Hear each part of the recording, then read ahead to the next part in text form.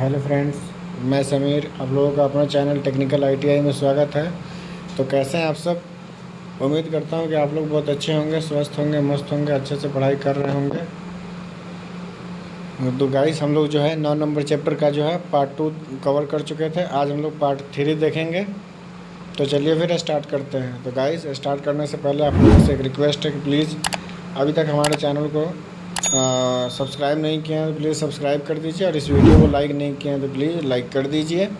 और कोई भी क्यूरी हो, कोई भी कन्फ्यूजन हो तो कमेंट बॉक्स में कमेंट ज़रूर करके बताइए, ठीक है? ताकि हमें आपके लिए सोल्यूशन करने में और अच्छी होगी और आसानी होगी। और अपने फ्रेंड सर्कल में शेयर कीजिए ताकि आपके फ्रेंड्स भी जो है आपके साथ साथ जो वीडियो का जो है बेनिफिट ले पाएँ, ठीक है? और टेलीग्राम चैनल ज्वाइन कर लीजिए, क्योंकि जो भी हम आप लोगों के लिए लाते हैं टेलीग्राम चैनल पे प्रोवाइड हो करा देंगे। जो भी एमसीक्यू क्वेश्चन कराते हैं उसका भी जो पीडीएफ जो आपको टेलीग्राम चैनल पे मिलेगा।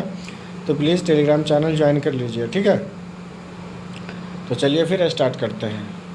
तो हम लोग जो है देखिए इंट्रोडक्शन देख चुके थे, ठीक है? ये जो बेसिक चीज़ें हम लोग स्टार्टिंग वाले देख चुके थे। हम लोग पार्ट 1 में ये सब चीज़ें कवर किए थे, और ये सब जो हम लोग इधर पार्ट 2 में कवर किए थे, ठीक है? आज जो है हम लोग यहाँ से देखेंगे, क्या देखेंगे यहाँ से? पेरिक या चौक, यानी कि इंडक्टर और चौक के बारे में हम लोग पढ़ेंगे, ठीक है? तो चलिए, आप लोग रेडी हैं तो हेडिंग डाल लीजिए, पेरिक या चौक, ठीक है? देखिए, वैसे तो प्रत्येक प्रत्यावर्ती विद्युत धारावाही चालक में प्रत्येक जो है प्रेरक विद्यमान होते हैं, ठीक है? होता है।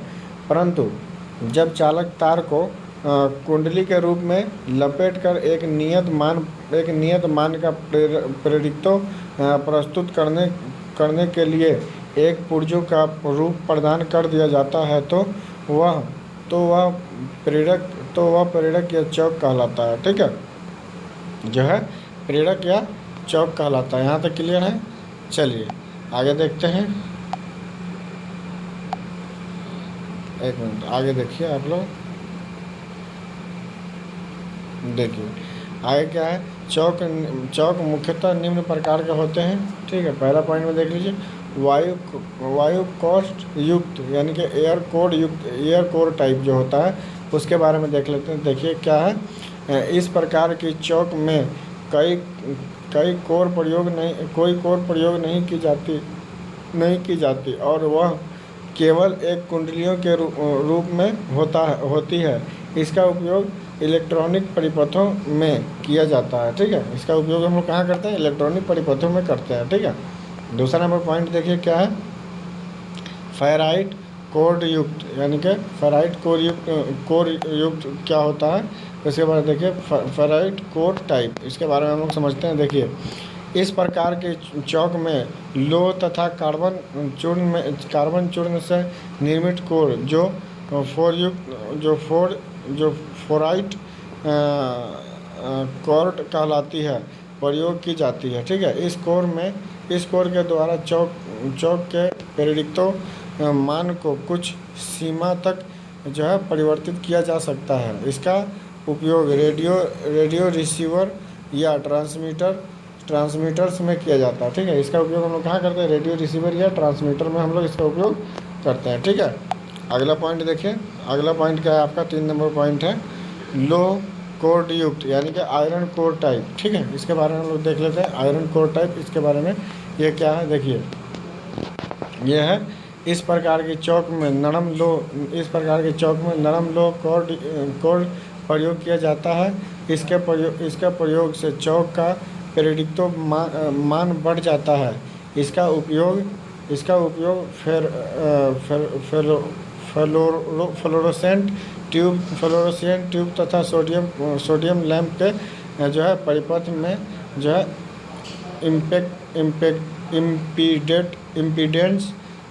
इम्पीडेंस को जो है बढ़ाता है। उच्च वोल्टेज उत्पन्न करने के लिए किया जाता है, ठीक है? इसके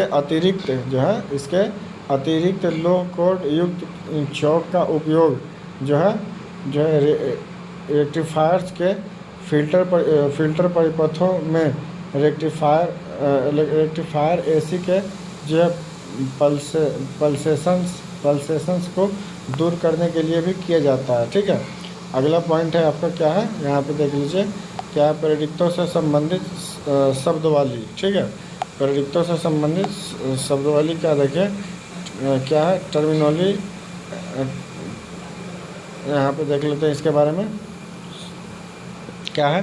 पेरिडक्स से संबंधित कुछ मुख्य पदों का जो है वर्णन निम्नलिखित है। देखिए पहला पॉइंट क्या है, प्रेडिक्टो, उसके बारे में हम लोग देखें। ये देखिए क्या है, ऐसी परिपथों का वह गुण जिसके कारण वह विद्युत धारा मान में होने वाले परिवर्तनों का विरोध करता है, प्रेडिक्टो कहलाता है। यानी कि प्रेडिक्टो कहलाता है वो।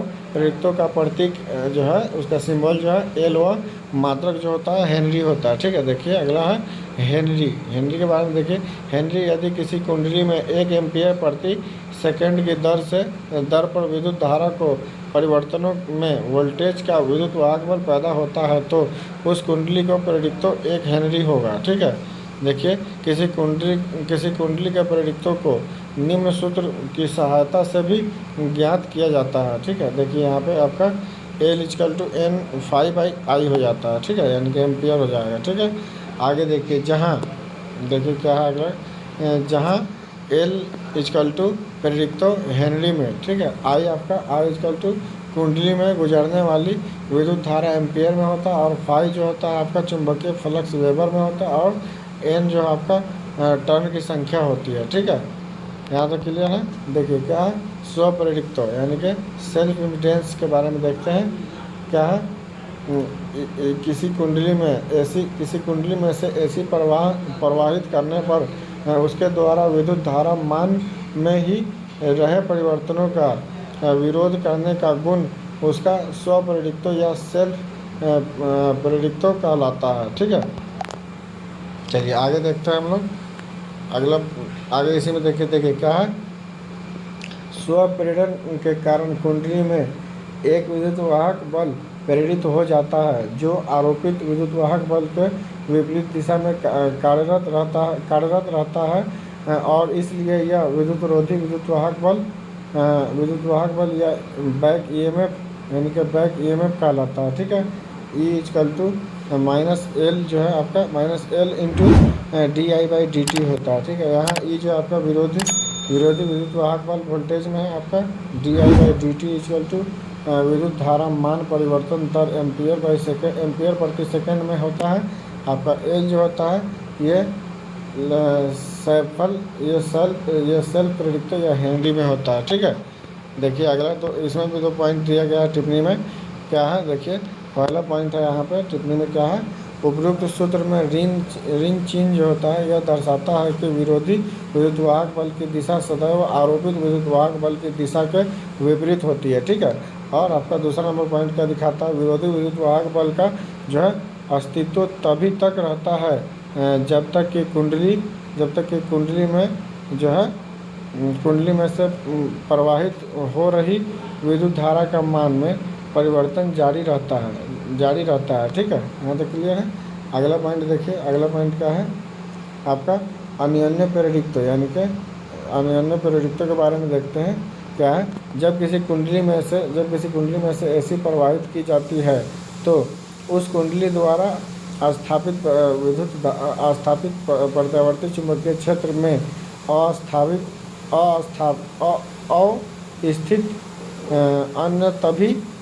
अन्य सभी चालकों एवं कुंडलियों में भी विद्युत वाहक बल प्रेरित हो जाता है। ठीक है, इस प्रकार 2 कुंडलियों का वह गुण जो उनमें प्रवाहित हो रही विद्युत धारा के मान में हो रहे परिवर्तनों का विरोध करता है, अन्योन्य प्रेडिक्टो कहलाता है। ठीक है, इसका प्रतीक एम तथा मात्रक एच होता है। ठीक है, हेनरी होता है। ठीक है, देखिए एम जो होता है M=जो होता है रूट अंदर L1/L2 होता है। ठीक है, एम जो आपका म्यूचुअल प्रेडिक्टो यानी कि हेनरी में होता है।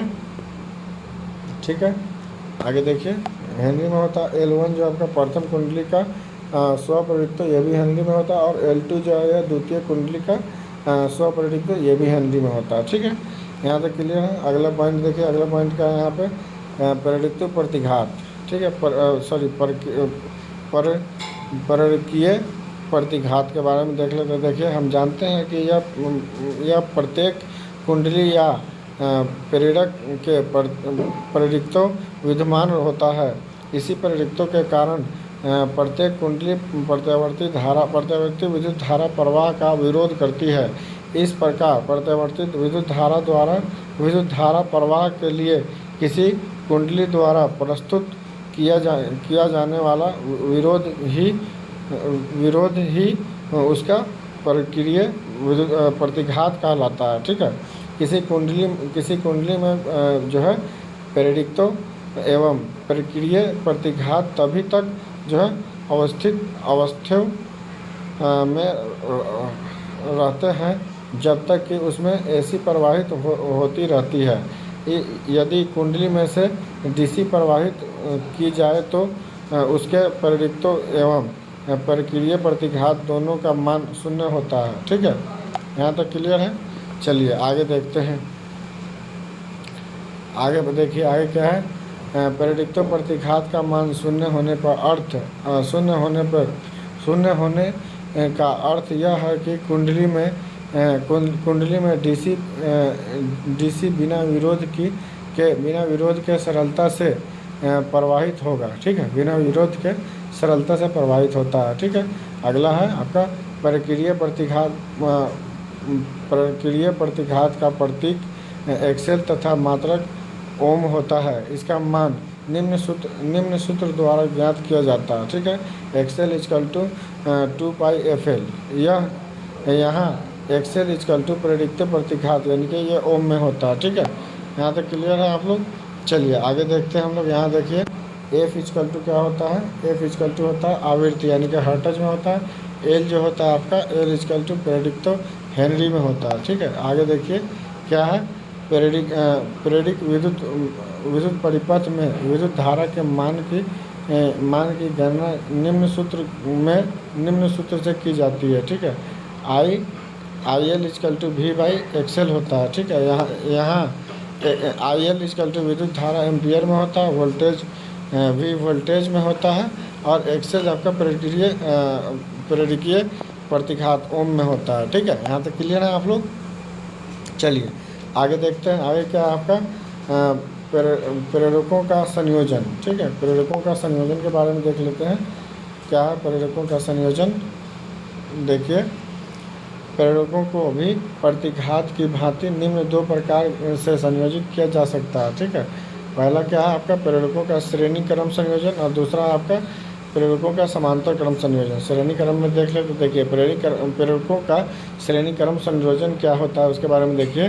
श्रेणी क्रम में जोड़े प्रेरकों का तुल्य प्रेरिक्तों भिन्न प्रेरकों के अलग अलग प्रेरिक्तों के योग के बराबर होता है। चित्र अनुसार श्रेणी क्रम में 3 प्रेरिक्तों L1, L2 व L3 जोड़े हैं, तब तुल्य प्रेरिक्तों LT equal to L1 plus L2 plus L3 हो जाएंगे। यह जो टोटल प्लस हो जाएंगे और आपका जो टोटल मान हो जाएगा। ठीक है, ये आपका किस चीज़ में श्रेणी क्रम में लगाया गया सीरीज में। यह आपका संधारित्र का श्रेणी संयोजन है। ठीक है, यहाँ तक क्लियर है।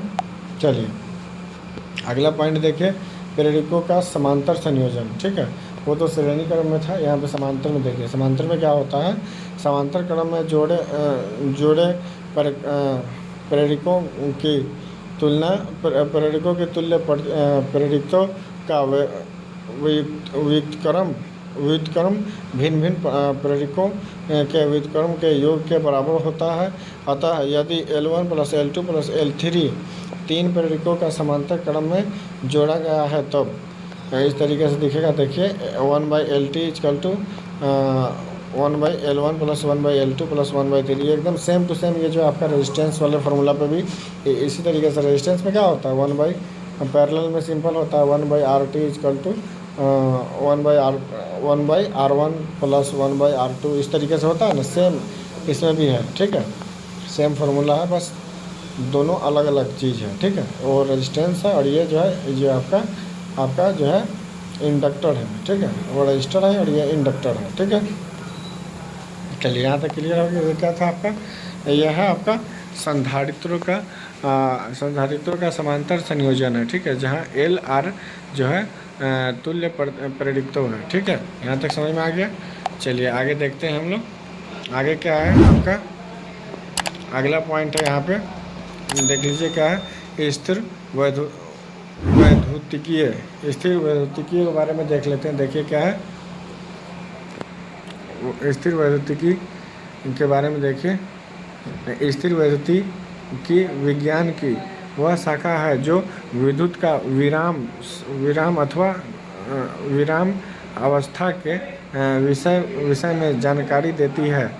जब किसी कुचालक यानी कि इंसुलेटर पदार्थ जैसे एबोनाइट, कांच आदि को जो है फलालेन या रेशम से जो है रगड़ा जाता है, तब वे कागज़ या अन्य हल्के पदार्थ के टुकड़ों को अपनी ओर आकर्षित करने लगते हैं। ठीक है, इसके कारण इसका मुख्य कारण है कि वे विद्युतीय आवेशित हो जाते हैं। दूसरे शब्दों में वे धनावेशित अथवा ऋण आवेशित हो जाते हैं। ठीक है, स्थिर वैद्युतिक के नियमानुसार कूलम्ब के दूसरे नियम है जो निम्न प्रकार हैं। ठीक है, देखिए क्या है कूलम्ब का प्रथम नियम क्या कहता है, यहाँ पे देख लीजिए ये वाला पॉइंट में। कूलम्ब का प्रथम नियम क्या है? प्रथम नियम के अनुसार विद्युत के असमान आवेश एक दूसरे के आकर्षित करते हैं, यानी कि असमान आवेश एक दूसरे को आकर्षित करते हैं। तो ठीक है, तथा अन्य आवेश एक दूसरे को जो है विकर्षित करते हैं। ठीक है, रिप्लेस करते हैं। ठीक है, क्या होता है अगर पॉजिटिव है तो एक दूसरे को जो है क्या करेगा, विकर्षित करेगा, और पॉजिटिव नेगेटिव है तो आकर्षित करेगा। ठीक है, आगे देखिए आगे क्या है, कूलम्ब का दूसरा नियम क्या कहता है उसके बारे में देखिए।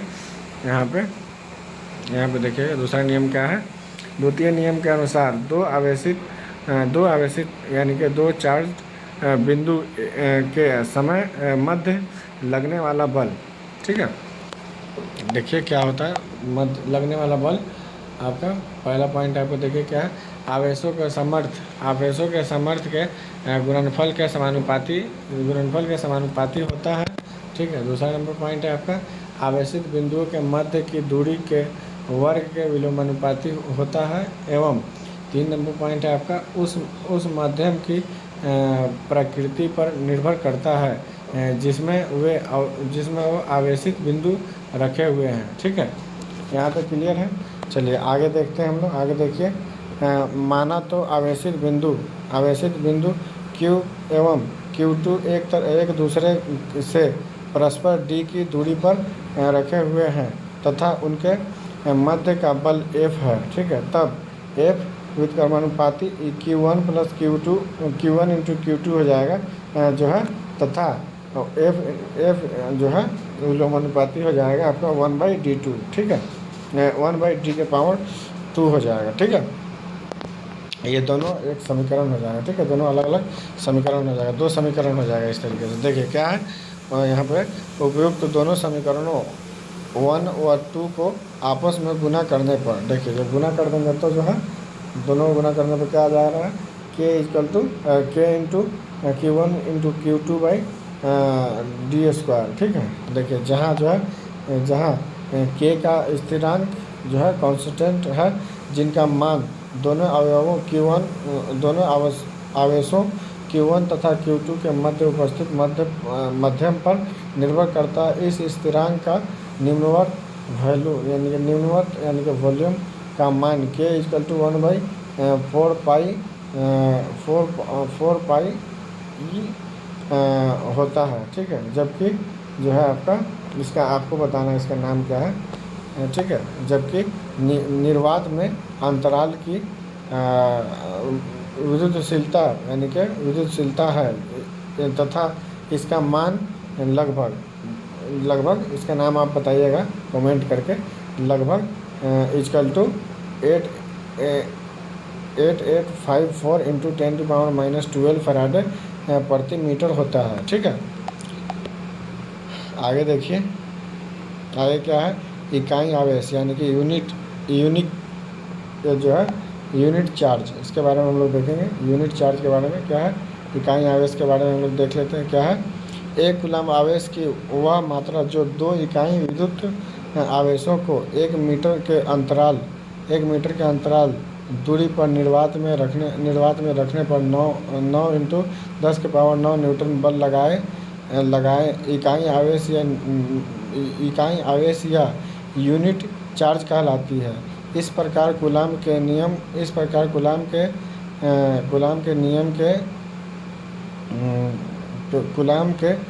नियम को निम्न समीकरणों द्वारा दर्शाया जा सकता है। बल जो है आपका force equal to 9 into 10⁹ into Q1 into Q2 by आप इसका बताइएगा नाम है d² न्यूटन होता है। ठीक है, ये जो है निर्वात में वायु में होता है। ठीक है, तथा F जो है यहाँ पे यानी कि बल जो है आपका फोर्स जो है 9 into 10⁻9 into Q1 by Qn into Q2 by d² होता है। ठीक है, ये किसी अन्य माध्यम में होता है। ठीक है, यहाँ तक क्लियर है। चलिए आगे देखिए, यह है विद्युत क्षेत्र। ठीक है, अगला आपका इलेक्ट्रिक फील्ड। ठीक है, इलेक्ट्रिक फील्ड के बारे में देखिए क्या है इलेक्ट्रिक फील्ड। विभिन्न प्रयोगों द्वारा देखा गया है कि किसी आवेश के आसपास का मध्यम सदैव किसी प्रतिबल के अंतर्गत होता है। इस माध्यम में जब धनात्मक या ऋणात्मक आवेश रखे जाते हैं तब उन पर बल कार्य करता है। वह स्थान जिस पर प्रतिबल या विद्युत बल कार्य करता है विद्युत क्षेत्र, परावैद्युतिक क्षेत्र या स्थिर विद्युत क्षेत्र कहलाता है। प्रतिबल को काल्पनिक बल रेखाओं द्वारा जो है प्रदर्शित किया जाता है, जो कि धनात्मक आवेश से उत्पन्न होती है तथा ऋणात्मक आवेश पर समाप्त होती है, जैसा कि चित्र में दर्शाया गया है। ठीक है, देखिए यहाँ पे आपको दिखाया गया है क्या हो रहा है। ये पॉजिटिव है, यहाँ से निकल रहा है और निगेटिव में इंटर कर रहा है। ठीक है, ये चीज़ को दिखाया गया है। क्या है आपका यहाँ पे ये आपका प्रतिबल की काल्पनिक रेखाएं हैं। ठीक है, देखिए आगे क्या है। फैराडे के अनुसार देखिए क्या है। फैराडे के अनुसार विद्युत क्षेत्र में भी बल रेखाओं की कल्पना की जा सकती है। उन्होंने खोजों के द्वारा ज्ञात किया कि ये बल रेखाएं लचकदार होती है तथा प्रतिकर्षित होने का गुण रखती है। ठीक है, इन गुणों के आधार पर यह स्पष्ट होता है कि समान आवेश एक दूसरे के प्रतिकर्षित करते हैं एवं असमान आवेश एक दूसरे को आकर्षित करते हैं। चित्र ए बी में क्रमशः दो विपरीत आवेश में आकर्षण तथा दो समान आवेशों में आपस में प्रतिकर्षण को दर्शाया गया है। ठीक है, देखिए क्या है। यह है आपका आकर्षण, यह है आपका प्रतिकर्षण। ठीक है, देखिए यहाँ पे क्या हो रहा है, आकर्षण कर रहा है किस तरीके से, और यहाँ प्रतिकर्षण हो रहा है। ठीक है, क्योंकि दोनों पॉजिटिव है और यहाँ पे पॉजिटिव निगेटिव है, इसलिए यहाँ पे आकर्षण कर रहा है। ठीक है, यहाँ तक समझ में आ गया आप लोगों को। देखिए क्या है, दो आवेशों का मध्य आकर्षण एवं प्रतिकर्षण को दिखाया गया है सिंबल के रूप में। ठीक है, यहाँ तक क्लियर है आप लोग। चलिए अगला पॉइंट आप लोग देख लीजिए। अगला पॉइंट यहाँ पे क्या है आपका धारिता यानी कि कैपेसिटेंस है। ठीक है, इसके बारे में हम लोग देख लेते हैं। धारिता के बारे में देखिए क्या है। किसी अचालक पदार्थों के पृथक की गई दो चालक प्लेटों के बीच वैद्युतिक जो है आवेश एकत्र करने की क्षमता धारिता कहलाती है। और यह कार्य करने वाली युक्त संधारित्र या कंडेंसर कहलाती है। ठीक है, ये जो है संधारित्र या कंडेंसर कहलाती है। ठीक है, दूसरे शब्दों में ऐसी परिपथों का वह गुण जिसके कारण वह वोल्टेज मान में होने वाले परिवर्तनों का विरोध करता है धारिता कहलाता है। धारिता का प्रतीक C तथा मात्रक फैराडे F होता है। ठीक है, किसी समांतर प्लेट संधारित्र की धारिता मान कारकों पर निर्भर करती है।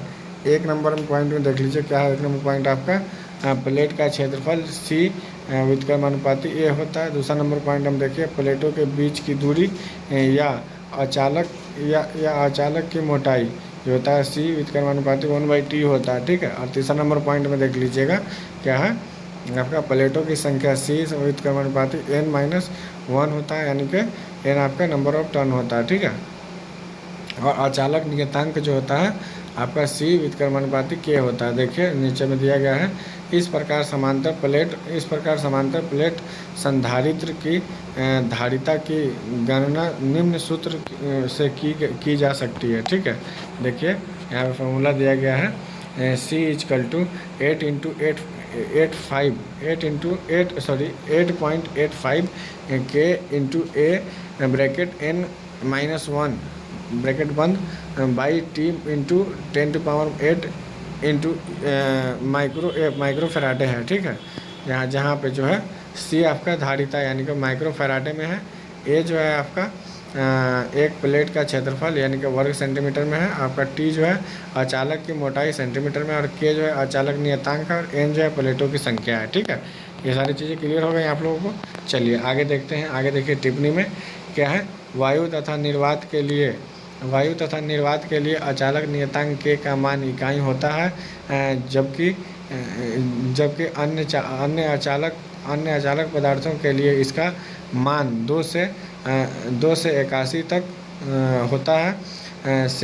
सेरामिक पदार्थों यानी कि टिटेनियम डाइऑक्साइड, बेरियम एस्टोन्शियम टिट्रानेट के लिए अचालक नियतांक का मान 7500 तक होता है, ठीक है। यहाँ तक समझ में आ गया आप लोगों को। अगला देखिए, अगला पॉइंट आपका है,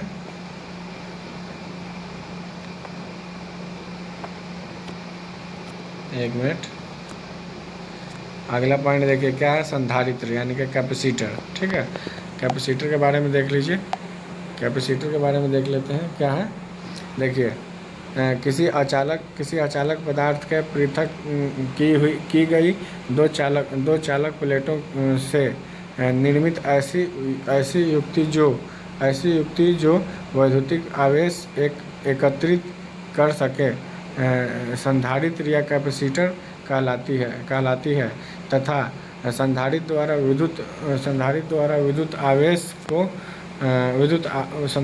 विद्युत आवेश को एकत्रित करने की क्षमता धारिता कहलाती है। धारिता का मात्रक फैराडे होता है, जिसे F से प्रदर्शित करते हैं। अतः C इजकल टू Q/V होता है, जहाँ C इजकल टू धारिता यानी कि फैराडे में होता है, Q जो होता है Q इजकल टू आवेश कूलाम में होता है, और V वोल्टेज जो होता है वोल्ट में होता है, ठीक है। यदि कोई संधारित्र 1 वोल्ट की वोल्टेज पर 1 कूलम वैद्युतिक आवेश एकत्रित करता हो तो उसकी धारिता 1 फैराडे होगी, ठीक है। 1 farad equal to 1 coulomb by 1 volt equal to 9 × 10⁻11 ESU होता है आपका। यहाँ जो है ESU equal to electrostatic unit होता है, ठीक है। आगे देखते हैं।